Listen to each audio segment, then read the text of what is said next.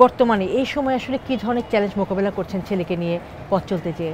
আপা ছেলেকে নিয়ে এখন তো আমি যাচ্ছি যে আপা ওর যেহেতু মেইন সমস্যা হচ্ছে লার্নিং ডিসেবিলিটি, পড়াশোনার ধারণ ক্ষমতা তার মধ্যে নাই। আল্লাহর রহমতে এখন আস্তে আস্তে স্পিচও ঠিক হয়েছে, তার আচরণগত এডিএইচডি হাইপার মানে এগুলি সব এখন আস্তে আস্তে কমে গেছে আপা। আল্লাহর রহমতে এখন মনে করি আলহামদুলিল্লাহ মানে বেহেস্তে আসি মনে করি আপা। কিন্তু এমন একটা সময় গেছে আপা মানে খুব কষ্ট হয়েছে। দেখা যাচ্ছে এখন তো ও বুঝে পারিবারিক নিজের মানুষের কাছেই মানে দেখা যাচ্ছে আমার বাচ্চার সামনে অন্য একটা সুস্থ বাচ্চাকে মানে আদর করছে, আমার বাচ্চা মানে অবহেলিত হচ্ছে মানে নিজেদের কাছেই। তো মানে এত খারাপ লাগতো যে আপা আমরা মুখে মুখেই মানে বানিয়ে দেই যে এইসব স্পেশাল বাচ্চাদের আমাদের মানে স্পেশালভাবে দেখা উচিত, কিন্তু না বলি ঠিকই কিন্তু কাজে করি না। কাজের বেলায় দেখা যায় ওদের আমরা নেগলেক্ট করে যাচ্ছি, তখন খুব খারাপ লাগে যে আজকে আমার বাচ্চাটা এখন তো ও বড় হয়েছে, এখন তো বলে আম্মু ওরে না ও আদর করছে আমাকে করে নাই। তখন ও বলি যে থাক বাবা কী হয়েছে, তোমার বাবা আছে না, তোমার মা আছে না, তোমাকে আদর করে না?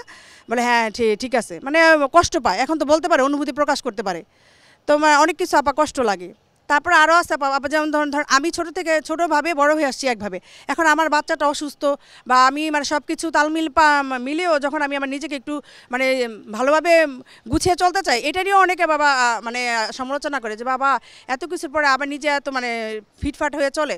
তখন খুব খারাপ লাগে যে আল্লাহ আমার বাচ্চাও মানে অসুস্থ, আমি আমি কতটা মানে কষ্ট করে সংসার, বড় বাচ্চার সব কিছু, হাজব্যান্ড, তারপরে সংসারের মানে পারিশ্রমিকতা সব কিছু ঠিক রেখে তারপর এই বাচ্চাকে টেক কেয়ার করতে হয়, করে তারপর নিজে একটু ঠিক হলে এটাও মানুষ নিয়ে সমালোচনা করে। মানে মানে কোন ধরনের সমাজে আমরা বাস করি? তা আমি আর মানে রিকোয়েস্ট যে সমাজের অন্যান্য মানুষের কাছে আপনাদের মন মানসিকতাটা একটু বড় করেন। আমরা কত কষ্ট করি এই বাচ্চাদের নিয়ে, আমাদের প্রতি পদে পদে তাদের নিয়ে আমাদের কষ্ট করা লাগে, তাদের খাওয়া থেকে আরম্ভ করে জুতা পরা থেকে আরম্ভ করে গোসল থেকে আরম্ভ করে পড়াশোনা, অ্যাডভাইস সব কিছু রীতিমতো আমরা যুদ্ধ করে চলি। তারপর সংসারে তো অন্য কিছু আছেই, তারপরও চিন্তা করি যে নিজেকে মানে একটু গুছিয়ে চলার জন্য, কিন্তু সমাজ হয়তো ভালোভাবে দেখে না। ফারজানা আপা যে কথাগুলো বললেন এই কথাগুলো অনেক কষ্টকর অভিজ্ঞতা থেকে বলা।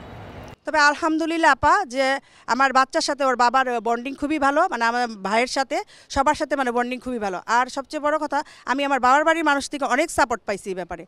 মা মানে নানা আমার বাবাকে নিয়ে ডাক্তার বা বোনেরা মারা এখনও মানে মানে যান জীবন খুব। আর আমার বান্ধবীরা ওকে মানে অনেক সাপোর্ট দেয়। দেখা যাচ্ছে ওর তো বন্ধু মহল তৈরি করতে পারে না ও, কিন্তু আমার বান্ধবীদের মনে করে যে ওইটাই ওর মানে গ্রুপ। আমাকেই নিয়ে বলে আম্মু আন্টিদের সাথে প্ল্যান করে কোথায় ঘুরতে যাবে, মানে ওর মানসিক বিকাশে ওদের দায়িত্ব খুব একটা বেশি। ডাক্তার খালি বলতো কি ওকে সমবয়সী বাচ্চাদের সাথে মিশাও, ওদের অ্যাক্টিভিটিস দেখলে ও আস্তে আস্তে ওগুলি শিখবে। বা তারপরে আশেপাশে বেড়াতে নিয়ে যাবা, মানুষের বাসায় বেড়াতে যাবা, মেহমানদের বাসায় যাবা, আত্মীয় স্বজনের বাসায় যাবা।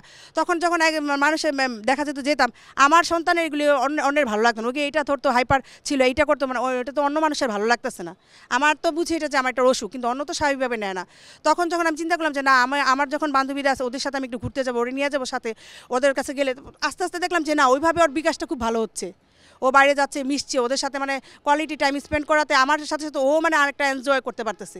এখন ও আমার নিজে থেকে বলে আম্মু আন্টিদের সাথে প্ল্যান করে কোথায় যাবা, মানে কতদিন গেলে, মানে এটা ওর জন্য বিরাট একটা সাপোর্ট আমি মনে করি।